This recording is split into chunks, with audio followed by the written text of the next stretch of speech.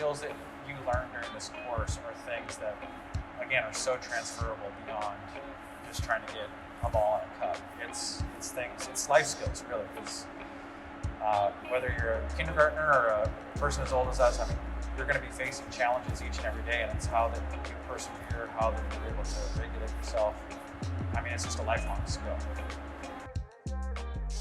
It's okay to fail, and you can learn from that experience. I think a lot of kids, once they fail, they just give up.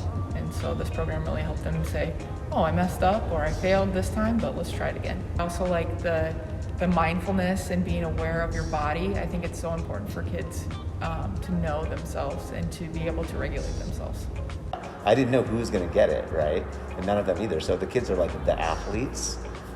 They get to shine, but this was an opportunity for kids. Any kid could get it in just that moment. Feel like, oh yeah, you know, it's super challenging, but I got it, and they felt that personal success. And then I noticed those kids wanting to try again, or actually turning to another kid. Oh, this is what I did. I got it. You know, that teaching each other came out organically. So, highly recommend KENDAMA. Bring it to your school.